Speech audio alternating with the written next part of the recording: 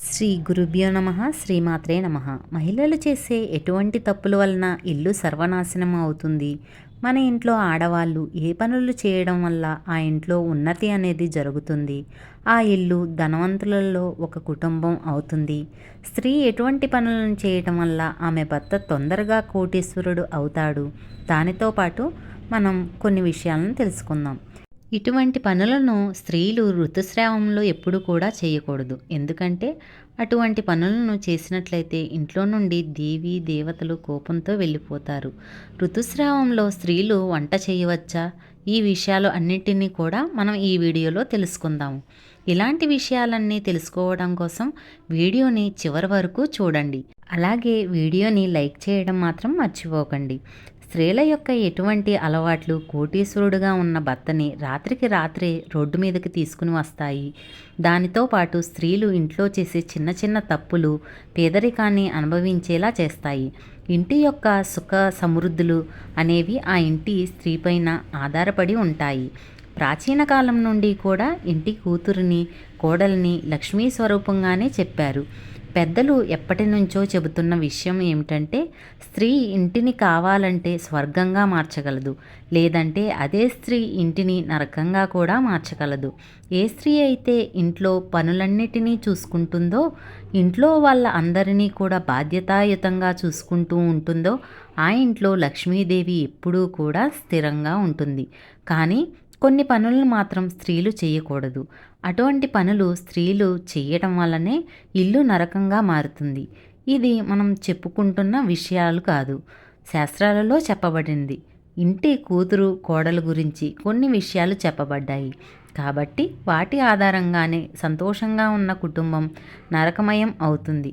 ఇప్పుడు మనం తెలుసుకుందాం అసలు తప్పులు ఏమిటి అని. వీటి కారణంగా కోటీశ్వరులు కూడా పేదవారు అవుతున్నారు. స్త్రీల జుట్టు పొడవుగా ఉండటం అనేది చాలా చాలా శుభప్రదమైన విషయం.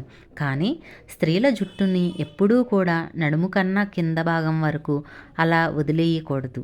మీకు జుట్టు పొడవుగా ఉన్నప్పటికీ కూడా జుట్టుని మడతపెట్టి నడుము పైభాగం వరకే ఉండే విధంగా మీరు జాగ్రత్తలు తీసుకోవాలి. మీ జుట్టుని ఎప్పుడూ కూడా నడుము కన్నా కింద భాగం కన్నా వదిలేయకండి.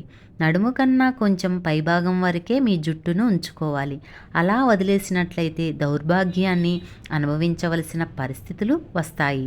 శాస్త్రాలలో ఇదంతా కూడా అశుభంగానే చెప్పబడింది. స్త్రీలు ఎప్పుడూ కూడా తమ జుట్టుని విరబోసుకొని ఉండకూడదు. జుట్టుని ఎప్పుడూ కూడా కట్టి ఉంచుకోవాలి. ఏ ఇంట్లో అయితే మహిళలు స్త్రీలు చీపుర్లు కాళ్ళతో తన్నుతూ ఉంటారో, చీపురు దాటుతూ ఉంటారో, లేదా చీపురుతో ఏదైనా జంతువులను కొడుతూ ఉంటారో అక్కడ లక్ష్మీదేవి ఎప్పుడూ కూడా నిలబడదు.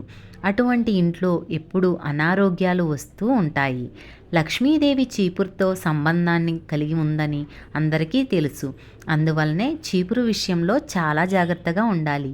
ఏ ఇంట్లో మహిళలు అయితే భోజనం చేసేటప్పుడు కాళ్ళను ఊపుతూ ఉంటారో ఆ ఇల్లు ఎప్పుడు ఒకప్పుడు అగాధంలోకి వెళ్ళిపోతుంది. లక్ష్మీదేవికి కోపం వస్తుంది. ఇంట్లో గొడవలు వస్తాయి. ఇంట్లో పెద్ద ఎవరైతే ఉంటారో వారు చేసే ఉద్యోగాన్ని కోల్పోయే అవకాశాలు, వ్యాపారంలో నష్టాలు జరిగే అవకాశాలు ఉన్నాయి. మహిళలు వంట చేసేటప్పుడు పొయ్యి మీద ఎప్పుడూ కూడా ఎంగిలి పాత్రలను అలాగే వదిలేసి వంట చేయకూడదు. చాలామంది వండిన ఆహారం అందులో అయిపోయినప్పటికీ కూడా పాత్రలను అలాగే గ్యాస్ స్టవ్ మీద వదిలేస్తూ ఉంటారు. ఇంకా దానితో పాటు రాత్రి సమయంలో ఖాళీ అయిపోయిన ఆహార పదార్థాలను కూడా గ్యాస్ స్టవ్ మీద వదిలేయటం లేదా వంటగదుల్లోనే అలా వదిలేస్తూ ఉంటారు. అలాంటి తప్పుని మీరు ఎప్పటికీ కూడా చేయకండి. అలా చేసినట్లయితే లక్ష్మీదేవి ఆ ఇంట్లోనే అడుగుపెట్టదు. మీ పేదరికానికి దుఃఖానికి అవే కారణాలు అవుతాయి. అందువలనే రాత్రి సమయంలో ఎంగిలి పాత్రలను గ్యాస్ స్టవ్ మీద కానీ వంటగదిలో కానీ అలానే వదిలేయకండి. ఆ పాత్రలను ఆ సమయంలోనే శుభ్రం చేసుకోవటమా చాలా మంచిది. ఎవరైతే మహిళలు శబ్దాలు వచ్చే విధంగా తలుపులను తెరుస్తారో లేదా తలుపులను మోస్తారో అక్కడి నుండి ధనానికి దేవత అయిన లక్ష్మీదేవి కోపంగా వెళ్ళిపోతుంది.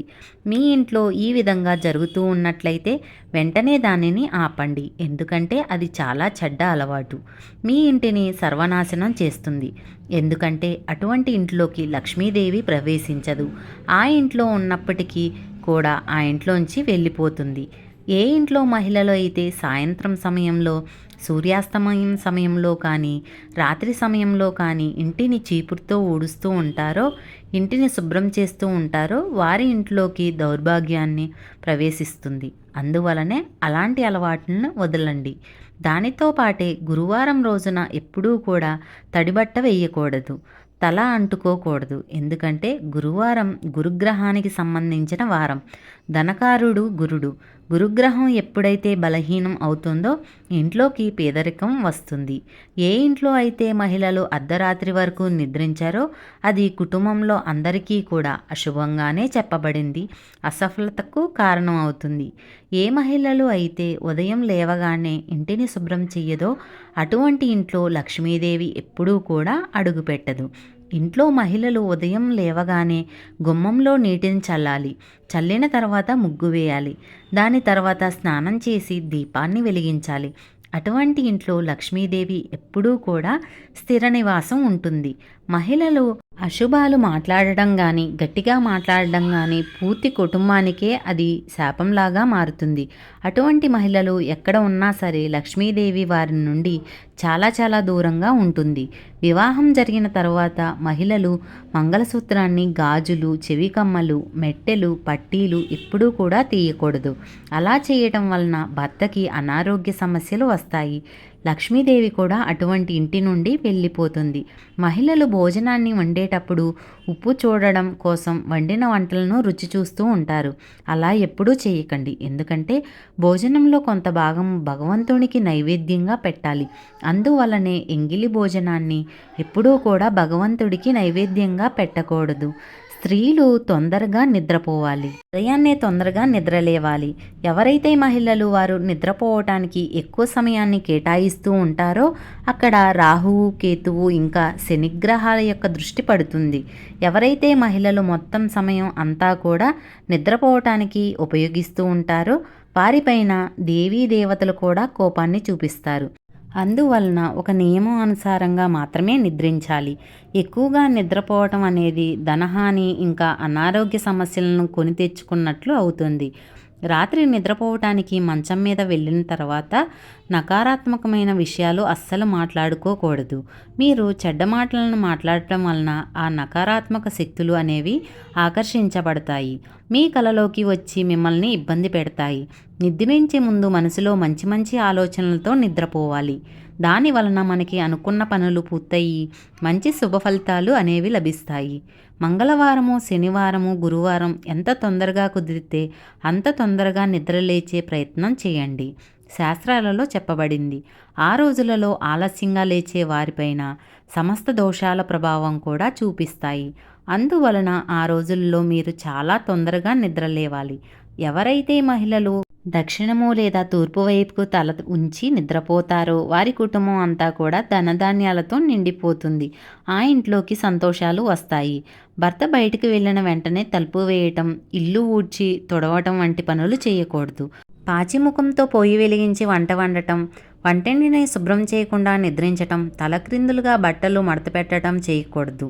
భర్త పని మీద వెళ్తున్నప్పుడు భార్య కోపం తెచ్చుకోవటం లేదా వాదించటం చేయకూడదు.